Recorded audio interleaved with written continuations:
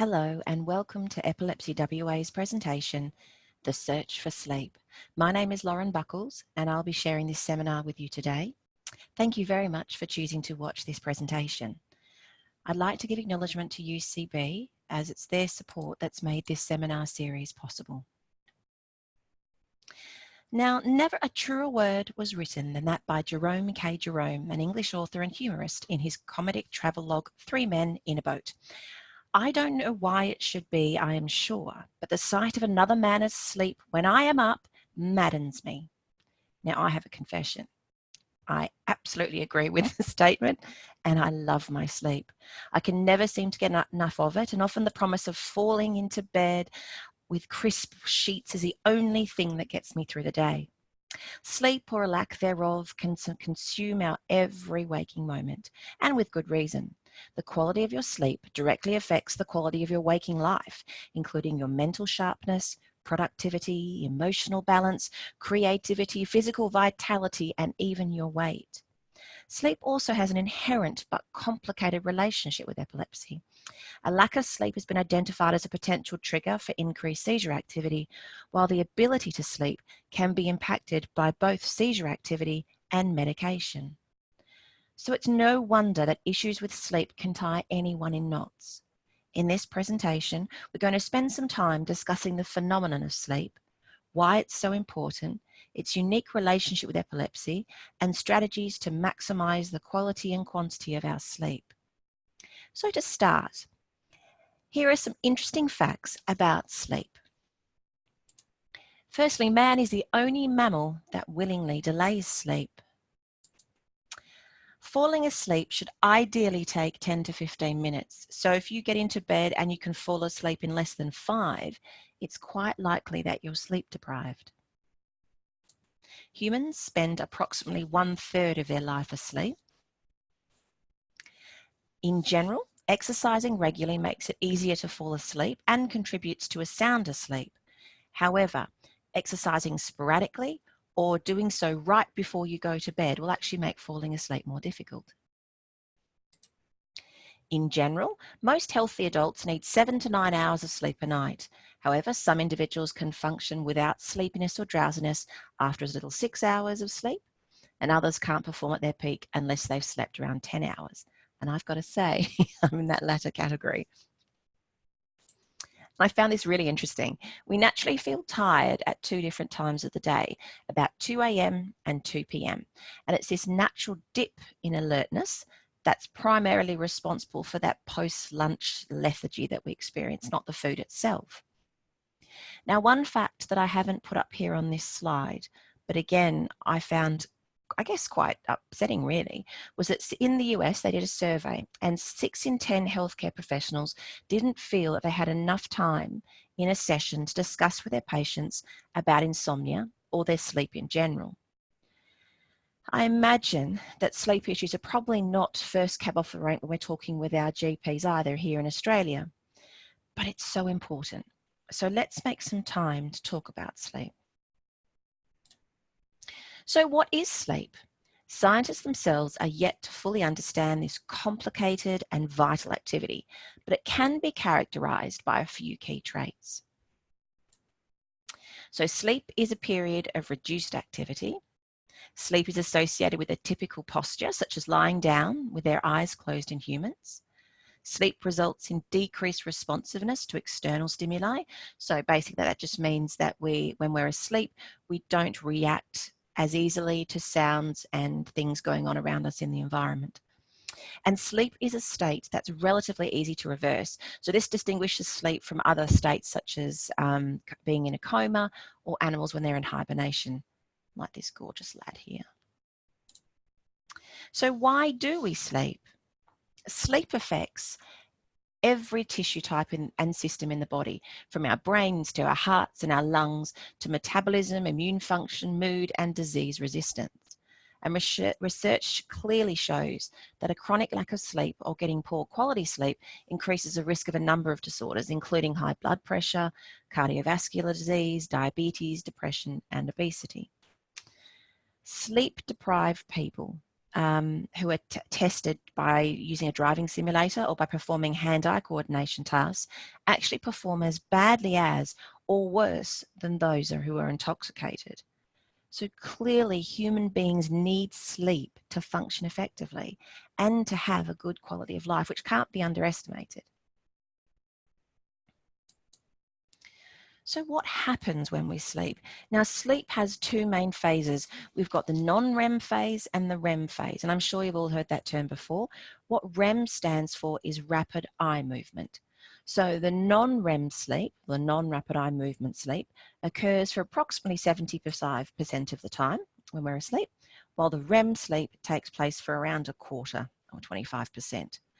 So within these two phases of sleep, there are actually 5 clear stages, and 1 to 4 are our non-REM sleep, and stage 5 is the REM sleep itself. So these stages continue throughout the night, excuse me, in a cyclic pattern, and each one is clearly defined by a specific electrical pattern in the brain. So as we go through this presentation, I'm going to be talking about science's awareness of our brain patterns and so on, and the way that we detect or identify brain patterns is through the use of an EEG. So let's look at those phases a little closer. So starting with our non-REM sleep, remembering that this incorporates stages 1 to 4.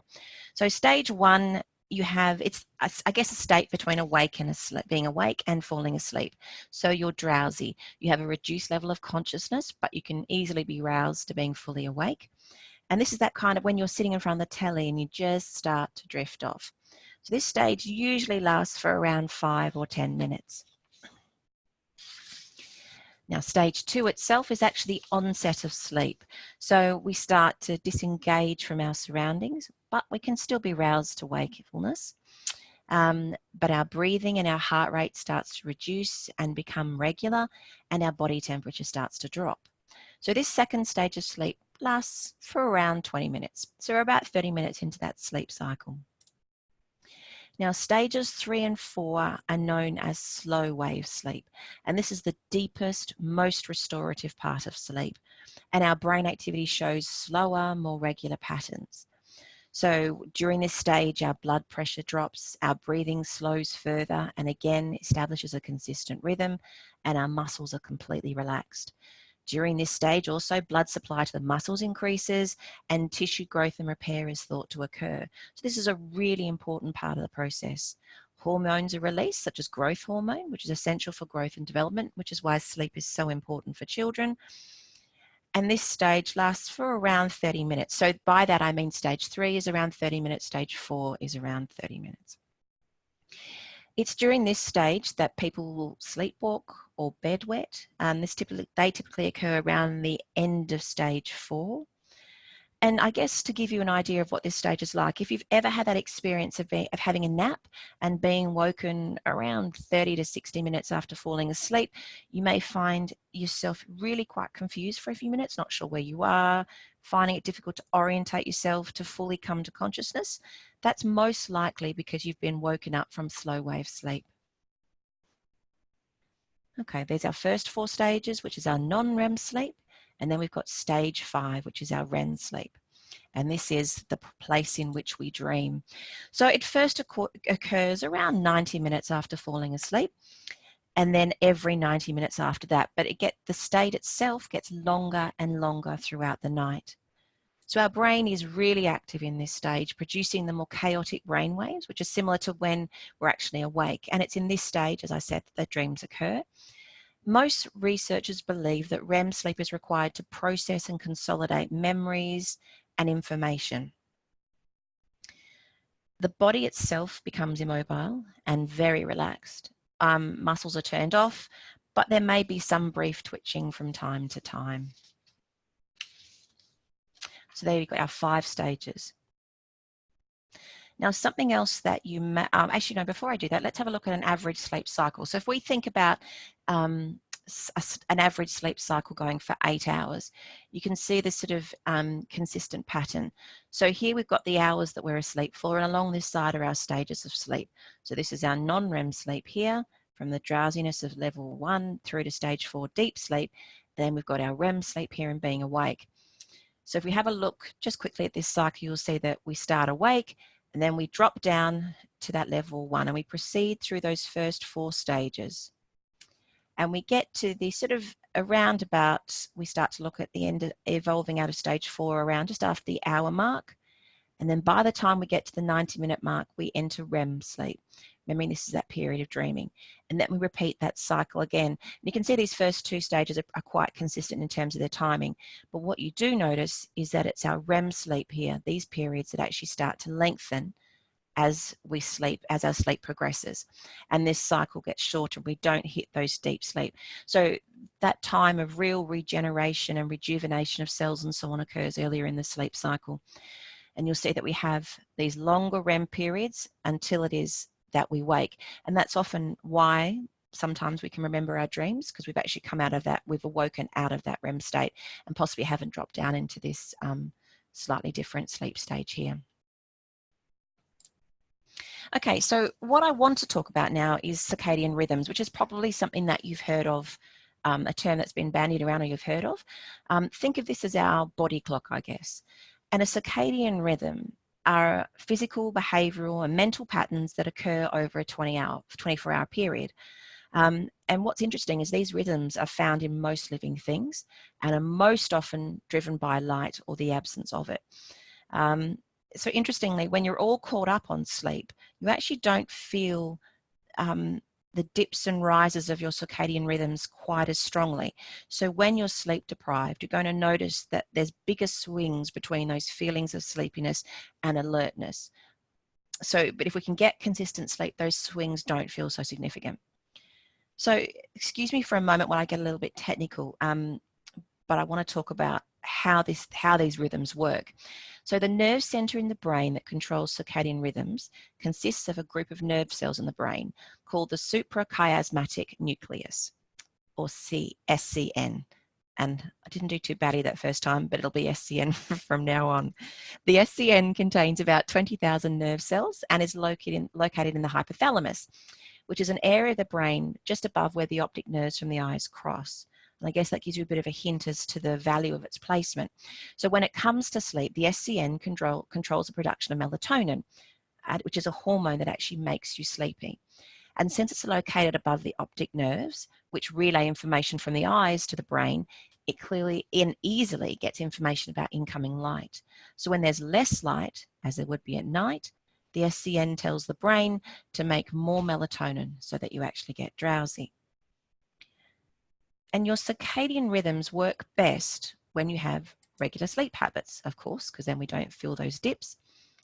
And when we disrupt our circadian rhythms, such as when we do long distance travel through different time zones, we experience a feeling of jet lag and we really feel out of sorts.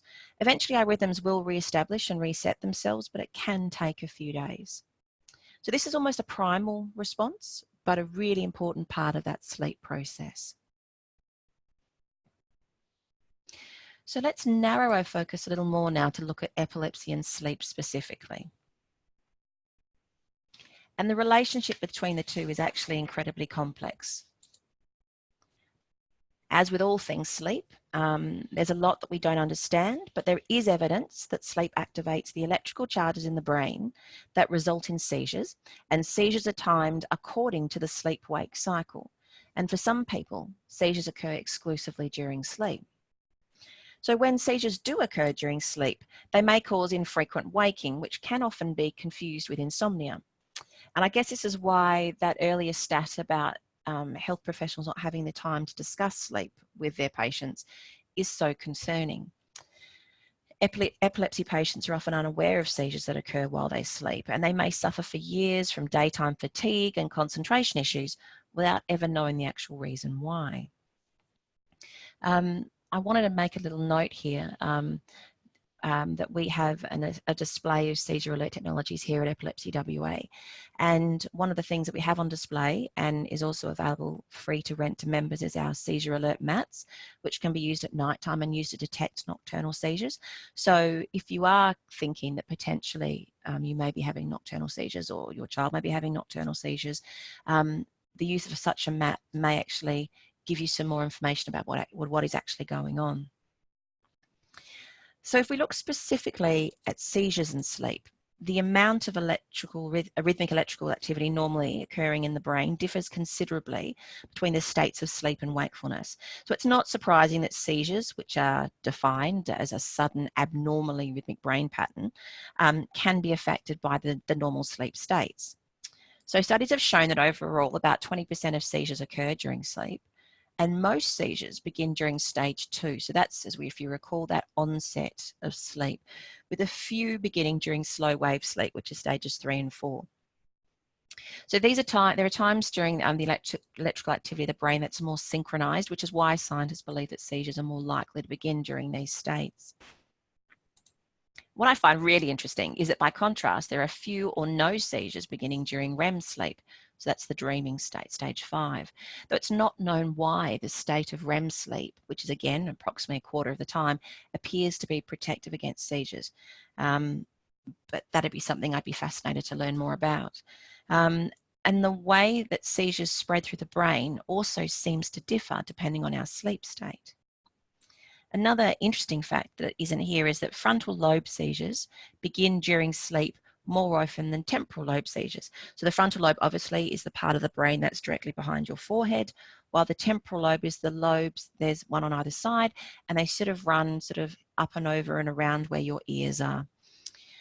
So the frontal lobes begin more in sleep, but temporal lobe seizures are more likely to spread and result in a convulsion when they begin during sleep, which I find really interesting. To be honest with you, I find the brain fascinating in general. But again, these things that researchers are finding gives us more and more insight, and therefore potentially can have fantastic implications for treatment as we understand more. Now, as alluded to earlier, for those living with epilepsy, when it comes to sleep, they can find themselves almost in a negative, maybe not self-perpetuating, but a consistent cycle where epilepsy disturbs sleep and sleep deprivation aggravates epilepsy. And add to that the fact that the drugs used to treat epilepsy may also disturb sleep. Now, because a lack of sleep is a trigger for seizures, achieving healthy sleep on a nightly basis is essential for people living with epilepsy. Before we move on to how we can look at improving the quality and quantity of our sleep, I wanted to share with you some really interesting research and facts about epilepsy and sleep that I've come across in terms of sleep disorders themselves. So firstly, people with epilepsy, researchers found, have a higher incidence of sleep apnea, which is a condition in which people stop breathing during sleep. Now, a year 2000 study at the University of Michigan found that as many as 1/3 of epilepsy patients also had sleep apnea. And the researchers also found that epilepsy patients who have sleep apnea were more likely to have seizures at night than epilepsy patients without sleep apnea. So these results, I guess, highlight the need for further investigation into whether receiving treatment for sleep apnea might actually lessen the frequency and severity of epileptic seizures. Another interesting study completed by researchers at the University of Calgary, which is in Alberta, Canada, in 2005, looked at children with epilepsy. Now, these kids must cope with a variety of problems as a result of their condition that goes way beyond seizure control. But sleep problems are some of the most critical that really need to be given thought. So in this study, they looked at the sleep patterns of children with epilepsy and the sleep patterns of their siblings who were not living with epilepsy. And the results indicated that children living with epilepsy had a significantly higher rate of sleep disturbance, and that their disturbed sleep is associated with greater social and attention problems and a reduced quality of life. And I guess this just really supports that idea that healthy sleep is essential for children in general, but also specifically for children living with epilepsy. And lastly, if you're a parent of a child with epilepsy, it's really important that you make healthy sleep a priority for yourself as well. Another 2005 study was done by researchers at West Virginia University. And this actually looked at the sleep habits of 50 parents of children under the age of 5 living with epilepsy. And they found that these parents slept 4 hours per night on average, that they woke up an average of 3 times per night to check on their children, which is absolutely understandable. However, given the potential impacts, the negative impacts of sleep deprivation, it's so important that parents are encouraged to monitor their own sleep patterns and seek to make positive change if they can. And again, this comes considering the use of some of the seizure alert devices, and again, some of which are available to have a look at in our office, can actually help provide some peace of mind and enable both parents and children to get a better quality sleep, to remove some of that anxiety that no doubt is playing a part in this disturbed sleep pattern, and giving some security and confidence they can sleep and rest and rejuvenate. And if there is an issue with their child, that the device certainly may well pick that up. Okay, so let's think about now the other things that impact negatively on sleep. And I've given you a huge clue by this image here on the right, so you can see where I'm going. But and I'm pretty sure though you know these anyway. Common factors that affect sleep include the stimulants found in coffee, soft drinks, and nicotine. The use of electronic devices like TVs and smartphones. And this is, I guess, a newer thing to be contending with and thinking about. But these devices, as you can see from this lovely picture, emit a blue light, which actually can interfere with your circadian rhythms, that natural sleep-wake cycle. And one of the interesting things is to be aware of this when choosing to wear a sleep tracking device. So we think we're going to do the right thing, we're going to track our sleep patterns, but something like a Fitbit produces actually more light than you realize. My husband's recently got one, and I'm often actually woken by his Fitbit sort of being stimulated by his movement in his sleep. Now, a person's work schedule, in particular shift work, can also affect their circadian rhythms, and this in turn impacts on sleep quality. And studies have actually shown that the human body never fully adapts to shift work. So you've got a real battle on your hands if you're doing that shift, those shift work or night shift. And finally, mood, stress, anxiety, and depression, so in general, our mental health can all impact on your quality of sleep and your ability to fall and stay asleep. So there's a lot there, let's be honest, but there are some clear ways and means that we can use to help us to improve the chances of a good night's sleep. So let's have a look at these now. Oh, isn't that the cutest picture? Anyway, the term for these strategies is known as sleep hygiene, which is used to describe important factors and habits that actually impact on our sleep. Now, the tips below that, all the tips that I'm going to share with you now are actually evidence-based guidelines that are found to enhance not only sleep quantity, but sleep quality as well. So first off, and some of these are going to be really quite obvious, I guess, but sometimes we miss the obvious when we're tired, when we're stressed. We actually start to try and be super creative in how we might look at improving our sleep without actually coming back to basics. So get regular sleep. So by that, they mean going to bed and getting up at the same time every day. And this includes weekends, which makes me shudder a little at the thought. But as different factors might impact your nighttime routine, you know, you go out or, you know, well, or something goes wrong. It's really important that you go, even if you go to sleep at a different time, that you still maintain that regular rising time in the morning. So that means no lie-ins, which is a horrifying thought, but a useful one. Second one is to sleep when sleepy. So only to go to bed once you feel tired or ready for sleep. If you go to bed too early, the time awake in bed will only give you more time to think about what's gone in the day, what's to come tomorrow, and then subsequently start to worry about the fact that you're not actually falling asleep. If you're not successful when you go to bed at falling asleep, they actually suggest getting up and trying again. So after around 15 minutes of lying in bed, you're not asleep, they suggest you actually get out of bed and do something calming. Interestingly enough, be mindful of television. That would be my first port of call originally, but be mindful of television. Emits blue light, but also if you're watching something stimulating, if you're watching an exciting action movie or hilarious comedy, you're actually probably going to find that that's going to awaken you further. I'm an avid reader, but again, they don't suggest reading, particularly if in the middle of a really exciting book. Perhaps something really quite tedious and boring wouldn't be a bad idea, but certainly not something that you're engaged with and excited to read. And then once you start to feel sleepy, that's when you need to return to bed. Avoiding caffeine and nicotine. We talked about how they get in the way of us getting a good night's sleep. Specifically, caffeine should be discontinued 4 to 6 hours prior to bedtime. So I always find it interesting how when you go out for a meal in the evening, that you often wind up the meal with a coffee, and the irony of that is quite startling when you think about it. That we're going to go home and prepare for sleep. We're going to load up on caffeine before we try and do that.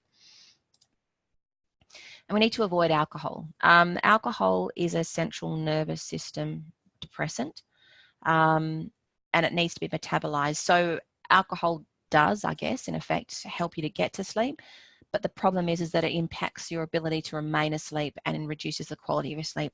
So as it metabolizes the alcohol, your body is preoccupied and not focused on that sleep process.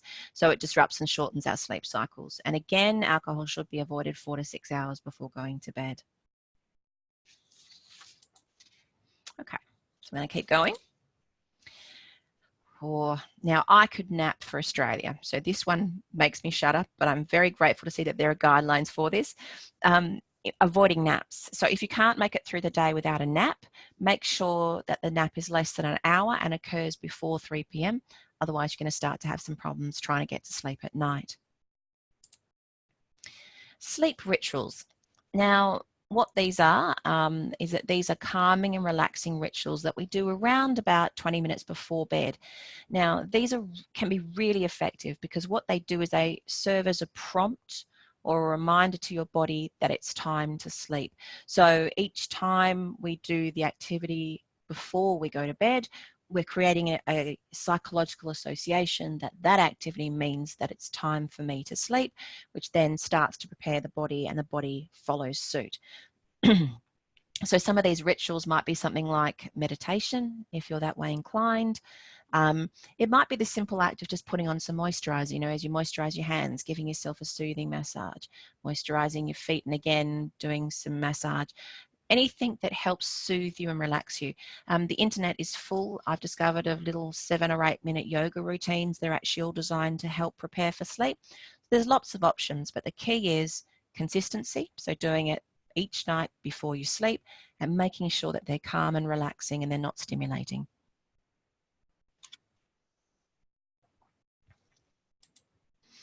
Taking a bath or a shower can also be helpful. The key is doing it around 1 to 2 hours before going to bed. Now, for example, a bath can only be really relaxing, but what's really interesting is the rebound cooling process. So where your body temperature will rise as you sit in the warm bath. When you get out, there's a rebound cooling, and that actually can cause you to feel sleepy. No clock watching. There's really interesting studies that having one of those alarm clocks by your bed with the big red numbers is actually can actually have quite a negative impact on your sleep. For a start, it presents light. So there's light coming from the device itself, which is an issue. But also what it does is it actually kicks off those negative thoughts, saying things like, oh no, if I fall asleep now, I'm only going to get 4 hours of sleep. Or otherwise you're lying there thinking, oh, I've got to get sleep, otherwise I'm going to be tired tomorrow. So they can activate worrying thoughts that are arousing and therefore bring you further and further away from sleep and reduce your sleepiness. So if you can, not having a clock next to your bed can be quite helpful. And then keeping bed for sleep and sex. So once again, this is about association, like we talked about with those sleep rituals. This allows your body to associate bed with these activities only. So watching TV in bed, listening to the radio in bed, reading, eating, or doing other things in bed, all disrupt that connection. So ideally, if you can, keep your bed as a sanctuary for sleep and sex. So just to finish off, this is my last list, is to try and keep your daytime routine the same. So that doesn't mean you have to do the same thing every day. What it does mean is that maintaining a consistent level of activity. So avoiding daytime activities because you're tired can actually potentially reinforce the disrupted sleep patterns. I tend to a few exercise classes during the week, and there are some days when I'm just knackered and think I just can't be bothered. But the problem with that is we talked earlier at the very beginning, if you recall, that regular exercise is helpful in inducing regular good sleep patterns, whereas sporadic exercise can be an issue. So try and keep that level of energy and engagement throughout the day, even if you're tired. There's a good old exercise again. Tip being to avoid strenuous exercise in the 4 hours before bedtime. Now, consider what you eat. We've talked about stimulants like caffeine and nicotine and alcohol. But if you find going to bed on an empty stomach difficult, a light snack can be quite helpful to promote sleep. Aim for foods that contain a natural sleep inducer called tryptophan, and that's found in milk and other dairy products. And so that's why literally the old wives' tale about having warm milk actually does have some base in science and can be quite useful. Unfortunately, chocolate before bed is not suggested because of the caffeine and sugar input. I do apologize. Also avoid eating heavy meals before bedtime, as well as snacks in the middle of the night. Reason being that, again, the body becomes preoccupied with digestion and it disrupts that quality of your sleep, and it's not focused simply on the sole job of getting a good night's rest. And lastly, we really need to consider the environment. That was why I put this picture here. But our environment matters when it comes to the quality of our sleep. So consider things like noise. Most of us require a quiet room to sleep. Sometimes a bit of background noise. There's white noise machines or machines that play birdsong or whatever you find soothing, which can be useful in terms of disrupting anxiety-provoking or wakeful thoughts. But keeping noise to a minimum is recommended. Light, well, as we know now, light is incredibly important in terms of establishing circadian rhythms. And if the room is too light, we're going to actually find it quite difficult to sleep. My cat has mastered the art in the mornings of going and moving in between our vertical blinds in our bedroom, which opens them slightly and creates this beautiful beam of light that always seems to find its way directly onto my face. So I find myself being woken a little earlier perhaps than I would normally like to be because of the intensity of that light. Room temperature also matters. Most people recommend a cooler room, improves the likelihood of sleep, and that's something to think about. Because obviously if it's a cool room, you can warm up by using the use of blankets and so on, but having a warm room kind of gets us off on the wrong foot. And of course, mattress comfort can also play a part. So these are all the environmental factors to consider. So, you know, it does actually pay to give some thought to your bedroom, to what your bedroom looks like, feels like, sounds like, I guess, to actually not just see it as being, you know, a place not to consider. It actually, you know, some thought can actually be really helpful in terms of sorting out our ability to sleep. Okay, so I've given you a load of suggestions there, and I hope that they're not too overwhelming. You may like to try just picking out one or two to sort of put in place and see if there's any positive changes in your sleep. Those that work, you can maintain. Those that don't, you can jettison and try something new. Remembering that if we try and pressure ourselves into a good night's sleep, yeah, it's going to make it difficult. So I'm going to leave it here. And as the wonderful poet Homer says in his masterpiece, The Odyssey, there is a time for many words, and there is also a time for sleep. So my many words are now done. And I want to wish you all the best when it comes time for you to sleep. Thank you very much for watching. Sleep well.